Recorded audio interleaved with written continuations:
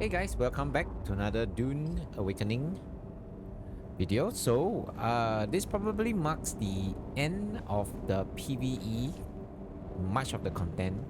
When you get to the end game, you will know it when you have kind of finished grinding all these resources and no longer is blood very necessary because you have completed the main quest, so you can kind of like use this death steel.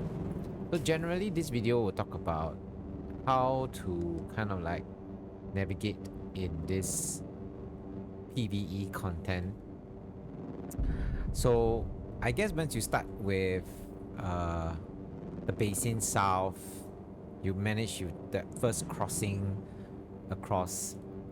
That actually is the biggest milestone ever, making a cross to the eastern gap or the western gap, whichever way. And after that, once you made it through the gap and you kind of make it through the gap to this side of the house, meaning this side of the house, you kind of already finished most of the dangerous part with the worms. So the base, actually, I had a base somewhere around here, made it across to the east, to the eastern gap, and then I made another base somewhere around here before I moved to my final settlement right here.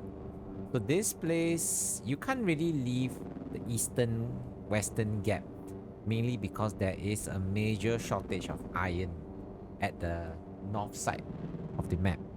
So that's why you would always have a so-called attachment to the eastern side, eastern gap or the western gap. So this part was probably my worst encounter, which is this quicksand. So I had to always put a little dot marker here so that I would cross the eastern gap to do farming for iron. So you all kind of need iron to make the steel ingot kind of thing. So you constantly need like a lot of iron. So this was the eventual first base I ever stayed here, and I kind of grew attached to this place. Then after you realize that you needed to farm aluminium, so the only way to get aluminium is around here, which is the western eastern Sheol wall area. I managed to find this little nice sheltered, like sheltered home down here. Pretty nice, quiet area. Best is underneath this little mountain, and that was the best location. And then I use this base as a forward base to go to find the jasmine crystal. So you can only find jasmine crystal at this radiated zone area. It at first sounded a bit difficult to go there. Then I realized that I could build a base outside of the radiated zone.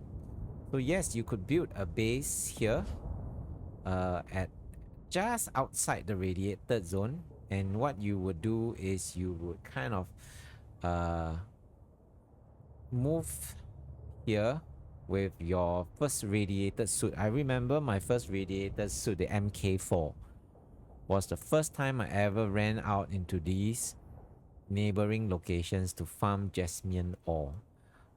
So this was the first encounter, and once you started to farm the jasmine ore, and then you would fly it back all the way back to, where was I? Here, the eastern Sheol wall, and here is actually where you do all your production. So you should not be bringing back your aluminium ores and your jasmine ores back home. Instead, you should be processing it where it is down here where you have your aluminium ores. You bring your jasmine ores here and you process. Because little did I know that you need aluminium ores, aluminium ingots to make jasmine ingots. Kind of lame, but yes, it is what it is. So this is literally the McDonald's drive-through of sorts. I decided to put the medium ore refinery just at the driveway. Basically, you would drive up with your aluminium ores down here and you would just load it in like that. Just go back, go forth, go back, go forth, and then you will just continuously produce. So this location really is just the production site for aluminium ores and of course jasmine ingots and whatever. And then over time, once you finish the main quest, you have all these dead steels. You no longer need blood anymore, just mainly a lot of this, if I can find it, those corpse that you used to put it inside. I don't know whether I still have corpse around. I'm so full right now, yeah. So I had like a ton of corpse. And this place is probably the best place to put because there are a lot of camps nearby. So you can just go to the camps, pick up bodies, put it into the truck. Yep, I'm not a murderer. And you put it into and you just kind of load it in right through in the McDonald's drive-through right down here. It is very power intensive for this one. So yeah, I could build another one more coffin right here for 4 corpse, but yeah, I don't need so much water. You kind of need to have a lot of, water capacity. So yeah, this was one of the forward base that I used to farm from here. You hear from here all the way up. So if you have watched to this far extent of things, let me share with you a bonus tip on how you can actually increase your kind of like mini bases around uh, this whole map, right? So in the late game, you probably won't need the bike. So this bike is literally useless. It's so useless. And by the way, this big ass assault plane cannot be chopper, cannot be put into the vehicle portable, whatever this device backup tool. It's such a big, massive equipment. I don't know whether you really need it, but you essentially do need it, mainly because of its storage space. So its storage space is damn big as a 1000 volume, which really allows you to transport a lot of ores. Look at the buggy has 1005.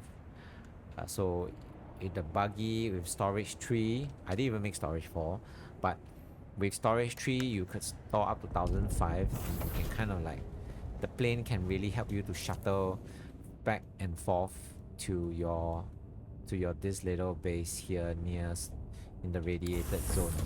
So this bike here is literally useless, but what you can do is, I have actually parked a couple of vehicles around the map. So if you look at this is my original base. I had a little buggy down here that is used to farm erythrite crystals, which you need for the cobalt paste, right? A lot of cobalt paste will be required when you are in the late game. You kind of need all that. If I can find that cobalt paste for you, it's that little blue color looking ring. Where is it? Yeah, this one, cobalt paste. You kind of need it. So erythrite crystals, best way to farm it. Park a buggy down here next to all the erythrite crystals. Fly in with your 1000 volume assault helicopter, pick it up and send it back. So you can see the distance from here to here is pretty short, maybe 1000 meters at most.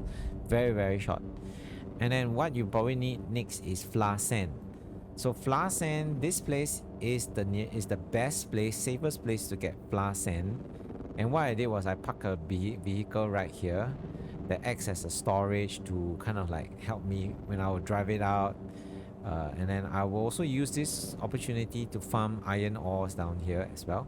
So you can kind of like pick up your iron ores down here. You can pick up your sand, flour sand, and you can do everything down here.